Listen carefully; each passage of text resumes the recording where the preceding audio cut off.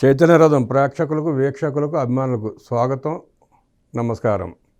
రాజకీయాలకు అతీతంగా విద్యాభివృద్ధి మా లక్ష్యం.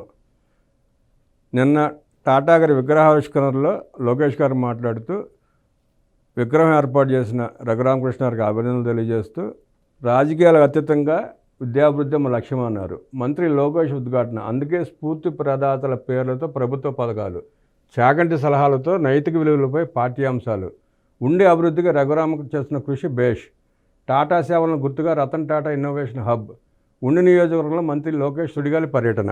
విద్యను రాజకీయాలకు అతీతంగా ఉంచేందుకే విద్యార్థులకు స్ఫూర్తి కలిగించేలా, మన చరిత్రను, సంస్కృతిని గుర్తు చేసేలా విద్యారంగంలో విశేష సేవలందించిన వ్యక్తుల పేర్లను ప్రభుత్వ పథకాలకు పెట్టి వాటిని సమర్థవంతంగా ముందుకు తీసుకెళ్తున్నామని రాష్ట్ర విద్య, ఐటీ, ఎలక్ట్రానిక్ శాఖల మంత్రి నారా లోకేష్ స్పష్టం చేశారు. రాజకీయాలకు అతీతంగా విద్యారంగాన్ని తీర్చిదిద్దాలన్నదే తమ అభిమతం అన్నారు. విద్యా వ్యవస్థను రాజకీయాలకు దూరంగా ఉంచాలని మంత్రి అయిన తర్వాత పద్ధతిని తీసుకున్నానని, నేను మంత్రి అయిన వెంటనే రాజకీయ నాయకుల ఫోటోలు, రంగులు తీసేయమని ఆదేశాలు జారీ చేశాను.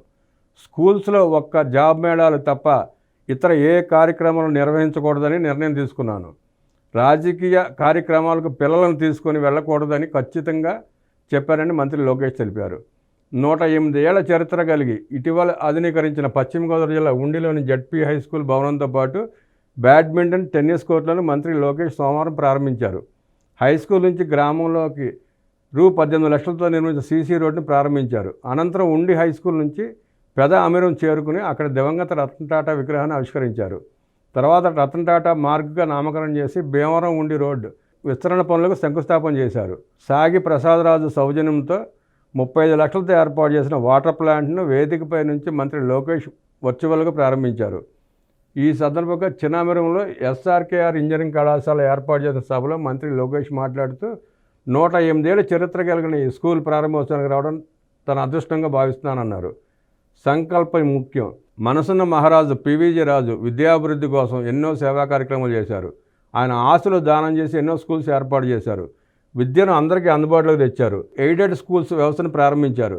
శిరీష్ రాజు లాంటి ఎంతోమంది గొప్పవాళ్ళు ఈ స్కూల్లో చదువుకున్నారు. సమావేశానికి వచ్చిన విద్యార్థులను చూస్తే కాలేజీ రోజులు గుర్తుకొస్తున్నాయి. కాలేజీలో ఫ్రెండ్షిప్ జీవితాంతం గుర్తుంటుంది.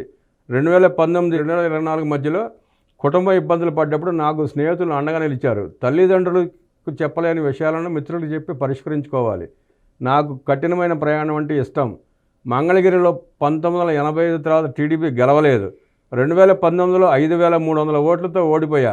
5 ఏళ్లు నియోజకవర్గాన్ని వదలకుండా కష్టపడ్డా. ప్రజల ఆశీస్సులతో ఈసారి 91,000 మెజారిటీతో గెలిచాను. దేవుడు ఒక్కొక్కరికి ఒక్కొక్క రకమైన పరీక్ష పెడతాడు. పరీక్షను జయించే శక్తి మనకు ఇస్తాడు. సంకల్పంతో పనిచేస్తే ఏదైనా సాధించగలం. నమ్ముకునే సిద్ధాంతాలకు కట్టుబడి జీవన ప్రయాణం చేయాలని మంత్రి లోకేష్ ఉద్బోధించారు. దేశ అభివృద్ధిలో రతన్ టాటా కీలక పాత్ర. ఒక వ్యాపారవేత్తగా ఉండి కంట్రీ ఫస్ట్ అనే నిదానానికి కట్టుబడి దానికోసం చివరి వరకు పనిచేసిన మహావ్యక్తి రతన్ టాటా. భారతీయ కంపెనీల సమర్థతను ప్రపంచానికి చాటిన గొప్ప పారిశ్రామికవేత్త, విజనరీ టాటా. ఇతర దేశాల కంపెనీలను కొనుగోలు చేసి విజయవంతంగా నడిపిన గొప్ప వ్యక్తి ఆయన. టాటా కంపెనీ పేరు వినగానే ఒక గౌరవం, ఆదరణ, ఒక నమ్మకం కలుగుతుంది. కోట్ల మంది విశ్వాసం పొందడం, దాన్ని దశాబ్దాలుగా కొనసాగించడం చిన్న విషయం కాదు. దీని వెనుక ఎంతో దీక్ష, పట్టుదల, చిత్తశుద్ధి ఉంది. రతన్ టాటా సామాజిక కార్యక్రమాలకు కూడా పెద్ద ఎత్తున ఆర్థిక సాయం చేసి ఉదారతను చాటుకున్నారు. మా అమ్మమ్మ క్యాన్సర్తో చనిపోతే హైదరాబాద్లో వరల్డ్ క్లాస్ వైద్యం ఉండాలనే ఉద్దేశంతో దివంగత ఎన్టీఆర్ బసవతారకం క్యాన్సర్ ఇన్స్టిట్యూట్ ఏర్పాటు చేశారు. ఆ సంస్థ కోసం 1992లోనే రతన్ టాటా రూ. 25 కోట్లు విరాళం ఇచ్చారు. 2014 హుదూద్ తుఫాన్ సమయంలో టాటా ట్రస్ట్కు సీఈఓకి నేను ఫోన్ చేస్తే 30 సెకండ్లో 3 కోట్లు సమకూర్చారు. డబ్బు ఇవ్వడం గొప్ప కాదు, మాకు ఎటువంటి ప్రచారం అవసరం లేదని చెప్పడం వాళ్ళ గొప్పతనం. ఆ మహనీయుడు చనిపోయే ముందు నేను బాంబే హౌస్కి వెళ్ళా. అప్పటికే తీవ్ర అనారోగ్యంతో ఉన్నారు. టాటా సంస్థల చైర్మన్ చంద్రశేఖరన్ విశాఖలో టీసీఎస్ డెవలప్మెంట్ సెంటర్ ఏర్పాటు చేసి 10,000 ఉద్యోగాలు ఇస్తామని చెప్పారు. దేశాభివృద్ధికి ఆయన చేసిన సేవలు గుర్తుకు రాష్ట్రంలో రతన్ టాటా ఇన్నోవేషన్ హబ్ ఏర్పాటు చేసి యువతకు మెరుగైన నెట్వర్కింగ్ అందించేందుకు కృషి చేస్తారని మంత్రి లోకేష్ తెలిపారు. టాటా గ్రూప్ రతన్ టాటా హయాంలోనే 10,000 కోట్ల డాలర్ల వ్యాపార సామ్రాజ్యంగా అవతరించింది. టాటా గ్రూప్ను సాల్ట్ నుంచి సాఫ్ట్వేర్ వరకు తీసుకెళ్లారు. లక్షలాది మందికి ఉద్యోగాలు కల్పించారు. యువ పారిశ్రామికవేత్తలను ప్రోత్సహించేందుకు 50 స్టార్టప్లో పెట్టుబడి పెట్టారు. తన సమర్థ నాయకత్వంలో ఆయన Tata Motors, Tata steel, TCS, Tata power, Tata chemicals, Indian hotels, Tata tele services సంస్థలను అగ్రణి సంస్థలుగా తీర్చిదిద్దారు. టీసీఎస్ను దేశంలో $1000 కోట్ల వార్షిక ఆదాయ మైలురాయి దాటిన తొలి భారత ఐటీ కంపెనీగా నిలిపారు. ఇండికా కార్ను దేశీయంగా అభివృద్ధి చేయడం ద్వారా భారత ఆటోమొబైల్ కంపెనీలు సొంతంగా కార్లను అభివృద్ధి చేసే సత్తా లేదన్న వాదానికి ఆయన తెరదించారు. టాటా గ్రూప్ నుంచి గతంలో ప్రభుత్వపరమైన ఎయిర్ ఇండియాను మళ్ళీ టాటాల పరిధిలోకి తేవాలని రతన్ టాటా చిరకాల వాంఛ. అందులో భాగంగానే తమ గ్రూప్ వ్యవస్థాపకుడు జేఆర్డి టాటా ప్రారంభించిన ఎయిర్ ఇండియాను మళ్ళీ తమ పరిధిలోకి తేవాలని ఏకైక లక్ష్యంతో ఎయిర్ ఇండియాను టాటా కొనుగోలు చేశారు. టాటా ఇండియాలోనే కాకుండా ప్రపంచ పటంపై సగర్వంగా నిలబెట్టిన గొప్ప వ్యక్తి పద్మ విభూషణ్ రతన్ టాటా. 1967లో టాటా గ్రూపులో చేరిన రతన్ టాటా దేశ పారిశ్రామిక వాణిజ్య రంగ పురోగతిలో కీలక పాత్ర పోషించారు. వ్యాపారాలు చేయడం వేరు, విలువలతో కూడిన వ్యాపారాలు చేయడం వేరు. అలాంటి వారు అరుదుగా ఉంటారు. ఆ కోవలోకి వచ్చే మహనీయుడు రతన్ టాటా.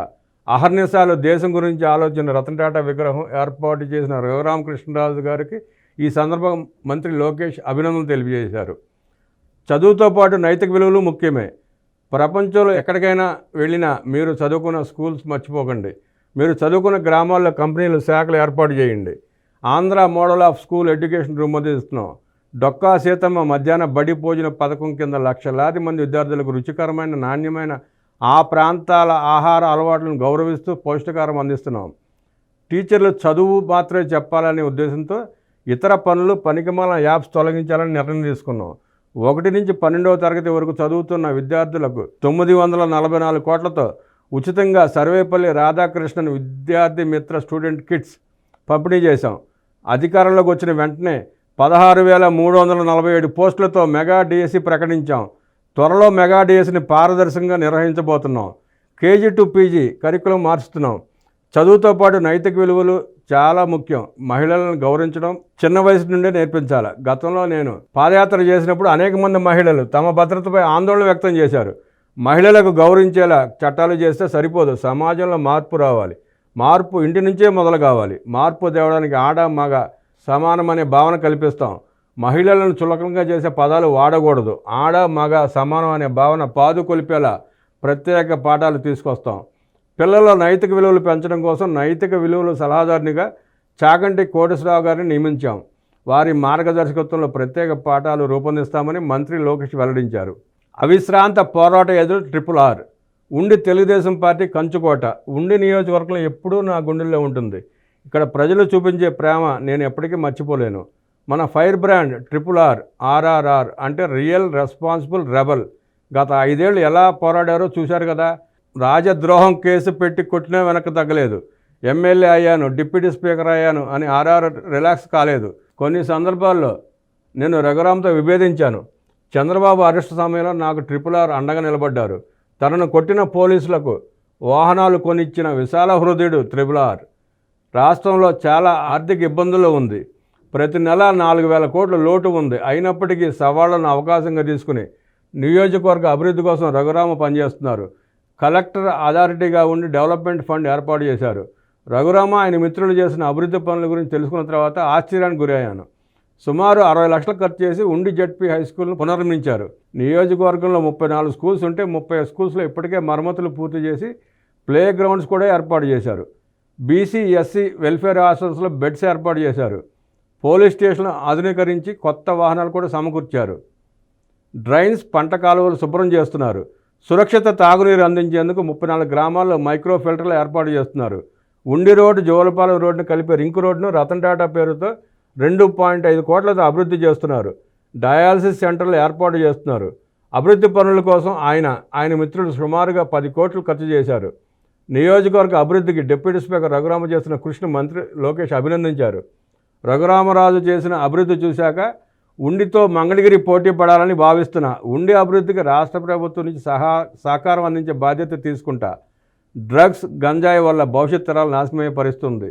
గతంలో యువగళం పాదయాత్ర సందర్భంగా చంద్రగిరిలో గంజాయి కారణంగా తన బిడ్డ నాశనమైందని ఒక తల్లి చెప్పింది. మత్తు పదార్థాల నివారణకు డ్రగ్స్ వద్దు బ్రో పేరుతో క్యాంపెయిన్ రూపొందించాం. ఈగల్ టీములు ఏర్పాటు చేస్తున్నాం. గంజాయి నిర్మూలన ప్రభుత్వం చాలా సీరియస్గా తీసుకుంటుంది. సినిమా ట్రైలర్లో వచ్చే ముఖేష్ మాదిరిగా డ్రగ్ వల్ల యువత బతుకు దుర్భరంగా మారుతుంది. డ్రగ్స్ వద్దు బ్రో, డోంట్ బీ ముఖేష్ అని ప్రచారం చేపడుతున్నాం. ఈ కార్యక్రమంలో కేంద్ర మంత్రి భూపతిరాజు శ్రీనివాసవర్మ, శాసనసభ డిప్యూటీ స్పీకర్ రఘురామకృష్ణరాజు, పశ్చిమ గోదావరి జిల్లా కలెక్టర్ శ్రీ నాగరాణి, ఎమ్మెల్యేలు పురువర్తి ఆంజనేయులు, కామినేని శ్రీనివాస్, మద్దిపాటి వెంకటరాజు తదితరులు పాల్గొన్నారు.